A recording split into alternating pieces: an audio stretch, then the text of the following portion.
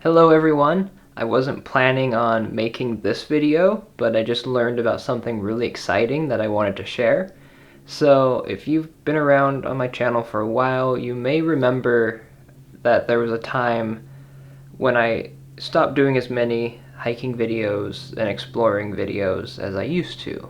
And the main reason for that, besides just not having the opportunity to do so, was because of a federal rule that went into effect at the end of 2022 that basically prohibited people from filming on federal lands, including national parks. Basically what this ruling did is you couldn't, make YouTube videos because YouTube was in itself like commercial use, even if you were not monetized, and so you couldn't film in a national park without getting a permit, which involved getting this permit in advance and paying that fee for that permit. So because of this federal rule, I had just really stopped wanting to create in that way because I didn't want to get in trouble. Even though I had reached out to Mount Rainier National Park, and the park itself said that they didn't care if you filmed. But I suppose, how does that really apply to this law? So I just didn't do it. I didn't upload a lot of videos, hiking on federal land. However, that has now changed, and we'll get right into it after the intro.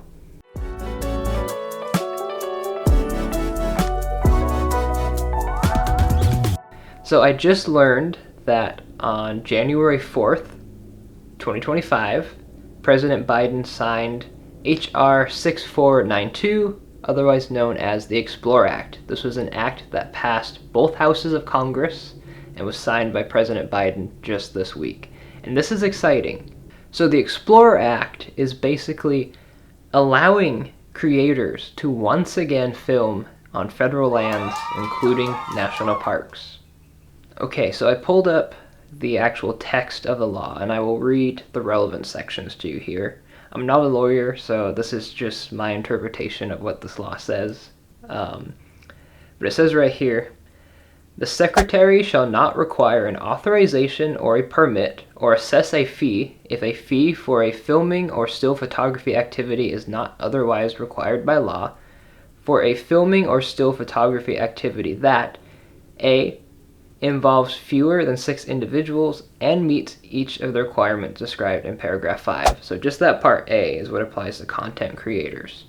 So if it involves fewer than 6 individuals, you're good, but it also has to meet the requirements described in paragraph 5. So paragraph 5 says, requirements for filming or still photography activity. The requirements referred to in paragraphs 2A2, 3F2, 4B, and 7C are as follows. A person conducts the filming or still photography in a manner that does not impede or intrude on the experience of other visitors to the applicable system unit.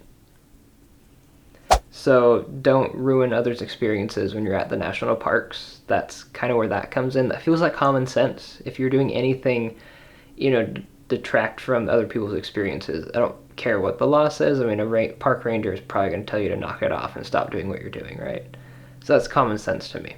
And then it says, except as otherwise authorized, does not disturb or negatively impact a natural or cultural resource or an environmental or scenic value, and allows for equitable allocation or use of facilities of the applicable system unit.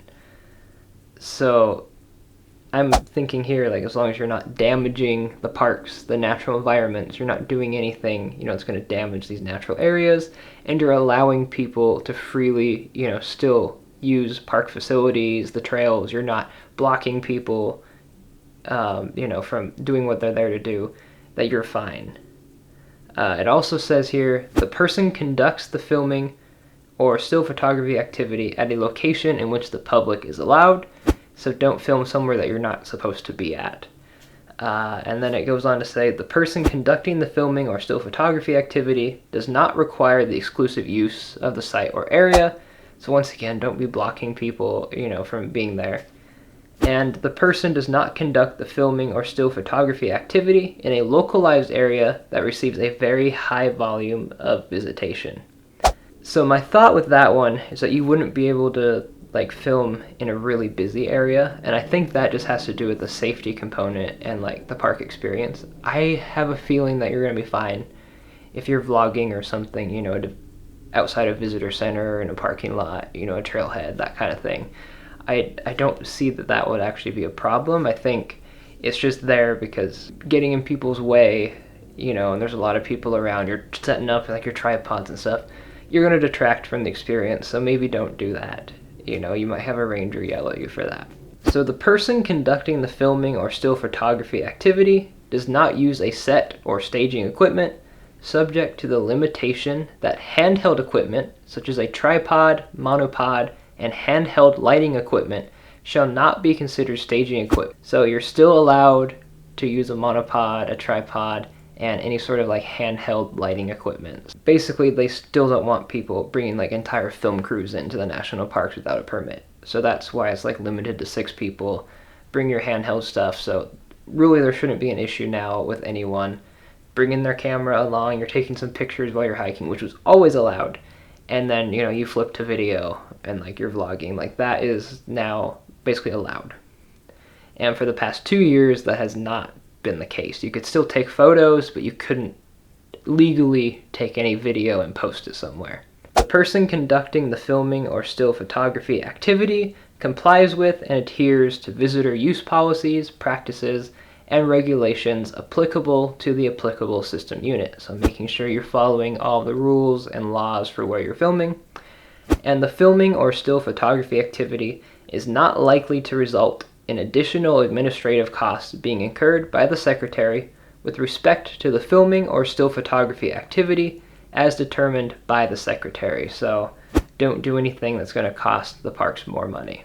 The person conducting the filming or still photography activity complies with all applicable federal, state, as such term is defined in Section 3 of the Explore Act, and local laws, including regulations, including laws relating to the use of unmanned aerial equipment. The use of drones is still banned in national parks. That's an FAA thing. So just still don't be using drones in national park. I can't tell you the number of times I have seen people use drones in national parks, and you should not be doing that. That is highly illegal.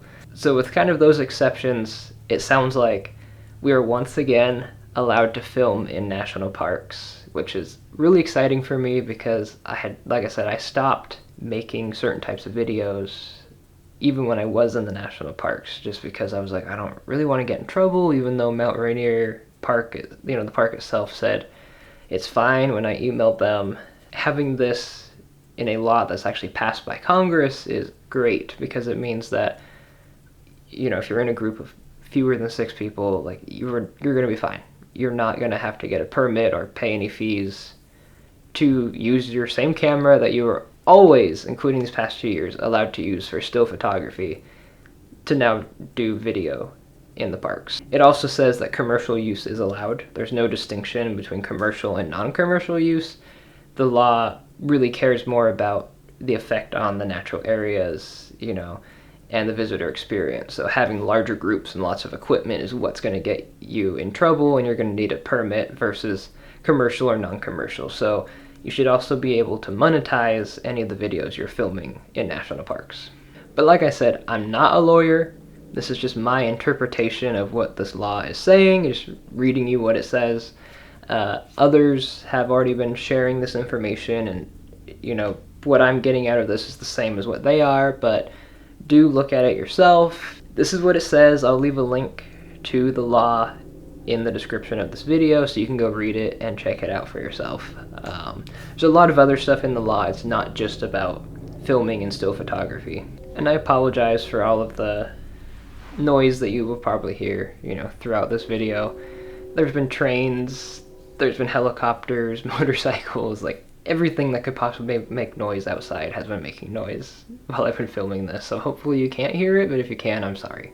I'm just really excited about this law. I wanted to make the video real quick to let people know, because I don't think a lot of people were even aware of the fact that you weren't allowed to film in national parks these past 2 years. I'll also be working on a new video over the next few days, maybe the next few weeks. I just got these new Rode Wireless Pro microphones, and I'm really excited to open them. I have not opened it yet, so I'll be doing an unboxing and review of the microphones, hopefully an indoor and outdoor review. Thank you so much for watching today's video. I didn't go into this with a plan. I just was learning all about this new law that was passed 3 days ago, and I wanted to share it because I'm super excited about what this means for me and the channel, and hopefully any of you that love hiking and documenting, your journeys out in the wilderness. I love the outdoors and would love to see more people share their outdoor experiences and just see what, the world has to offer. So hopefully you found this video informative. If you had never heard of this or you didn't realize this law passed 3 days ago, I certainly didn't until this morning.